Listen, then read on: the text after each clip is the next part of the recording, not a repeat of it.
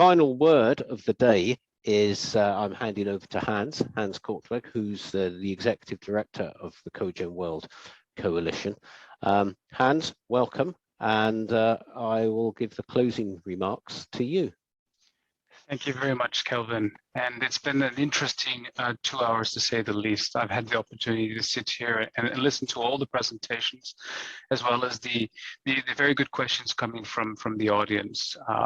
I'd like to first and foremost thank all of our speakers, in particular our keynote speaker from the International Energy Agency, Mr. Sadamori, but also I think a lot of thanks should be going to our speakers presenting the various case studies. It was truly a global event. We had speakers from around the world, beginning with Malaysia and moving around to Germany, Mexico, Malawi, and 2 interesting case studies in the US. So all very interesting, and not to worry, we will make all of this information available after the event. There will be a recording available to participants in a couple of days, if not by the beginning of next week, where everyone can review not only the full recording, but the presentations, as well as the new CWC Vision video.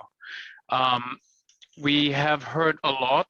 There was even debate which country has the largest CHP share.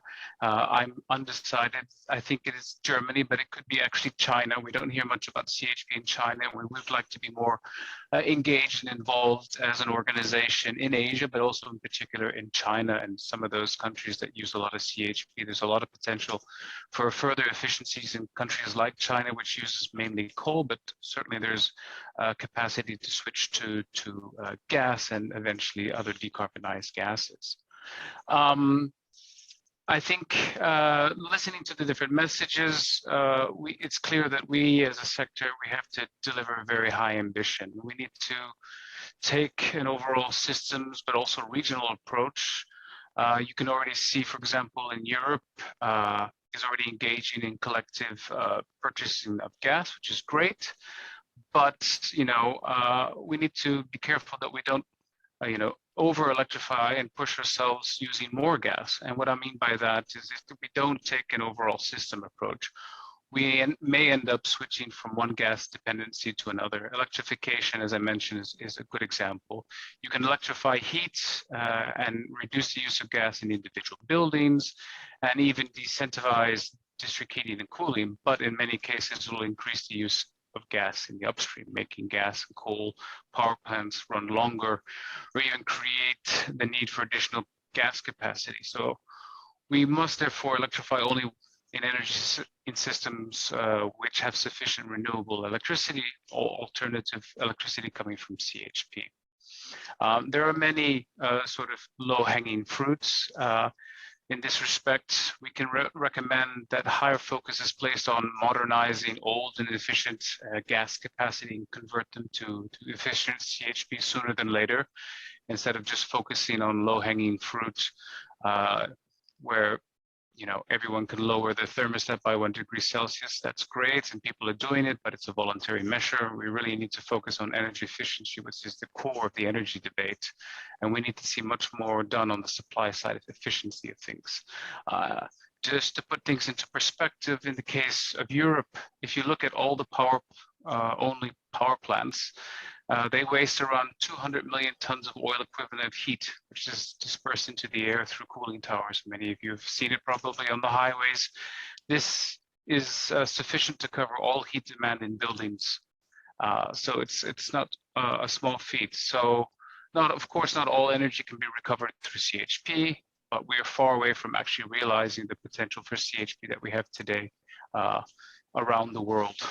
And as a final note, I think this message should be stressed with the unfortunate developments in Ukraine and the ongoing global energy crisis, in particular the high energy prices. It's clear that now more than ever, we have to realize that countries cannot afford to waste energy anymore.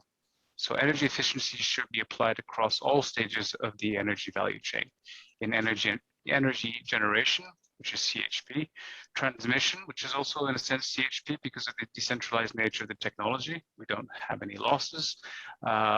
distribution, and final use. We need to rapidly decarbonize, we need to save money, and we need to reduce our energy dependencies. So that's my final message. And again, thank you for the plus 100 participants from all around the world for participating in today's launch event for CWC, but also an opportunity for the CWC members to present our vision of the future. And all of this information, as I mentioned, will be available on the website in the coming days. And we hope to continue to engage with you as the organization continues to grow.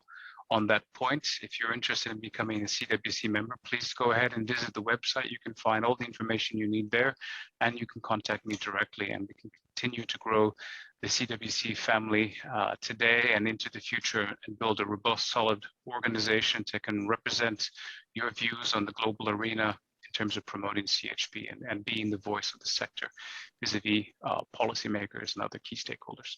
So thank you again, and thank you to Kelvin, our moderator. He's done an excellent job. He's fielded many questions. He's had his own questions, and we appreciate the time he's given up to help us organize this event. So thank you very much again, Kelvin, and thank you again to all the speakers, and we hope to engage you in the near future. Thank you, and have a good day, good evening, or good early morning.